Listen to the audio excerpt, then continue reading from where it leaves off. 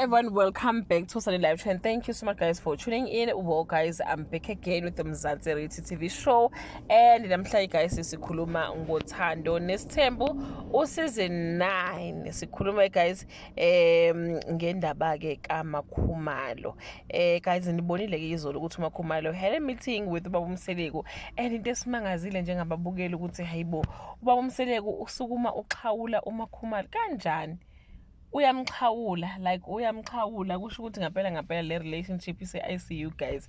Uthi ke Ubaba Mseleku bano 5 months wonke ke bengahlangani, bengabonani noMakhumalo, and yena ufile ngathi akaseyona ke indoda ke kaMakhumalo. On the other side guys, kwase ngathi ukuthi abakazozwana kwakhona, and next week ila ke kuzobe kushube khona ngempela ke sizwe ukuthi kahle kahle le meeting yabo bebekhuluma ngani, but nje it sound as if bakhuluma ngezinto sensitive because baze bakhuluma ngendaba ukuthi uMakhumalo uthi yena wakhulelwa 2 times and ingane ke yayihlala eshubhini khona lokho inkinga loMakhumalo abhekene nayo, and uMseleku wenze sengazi ukuthi uMakhumalo athola abantwana yiphutha lakhe ke uMakhumalo. So guys, it's still gonna be very very difficult for us abathandi ke bothando nesithembu noma ke abantu ke abamthandayo noma abamzwelayo uMakhumalo kulesimo ke abhekene naso. UMseleku buka sengazi ukuthi cha akamzweli lokwangempela kunalokho ke ufaka upelepele esilondeni, njengoba ke elokho eyikhuluma lento futhi ke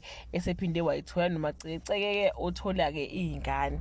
So yeah guys, bose ngathi uthi cha akazoba lula, but ke uMakhumalo I think she is willing ukuthi ke alungise izinto only if uMseleku can let her be. Angafuni ukuthi whatever imali ayitholayo fanele ayishare nomndeni uMakhumalo, because akekho umunye wabafazi owenza lokho lapha yana ke kaMseleku. Umuntu ubheka ingane zakhe noMakhumalo naye kumele abhekeke impilo wakhe, ayibhekele impilo yakhe, but ke ibona sengazi iyona inkinga kuMseleku le angayifuni ukuthi ke uMakhumalo uqala ukuba selfish manje, useyicabangela yena yedwa.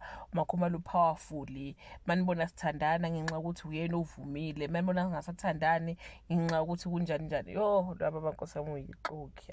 Wayicha asazi bakithi yena this season nje usajja noma ngwabe, usajja nabo bonke labanye akana ndaba ukuthi babemthuko omayeni kwaThinthini unoMakhumalo phaqa nje shaqa. So yeah guys, it's really sad ukubuka leya episode. It's really sad ukuzwa nje ukuthi uMseleku ucabanga kanjani ngoMakhumalo kulesimo ke abhekene naso. Abantu kudala bathi akamshiye, bathi akashiye uMseleku ahambe othola umuntu bazoza naye indlela enye ukuthi akwazi ukugcina ke ethole ingane. Asaze guys ukuthi kulula nje abantu besho yini.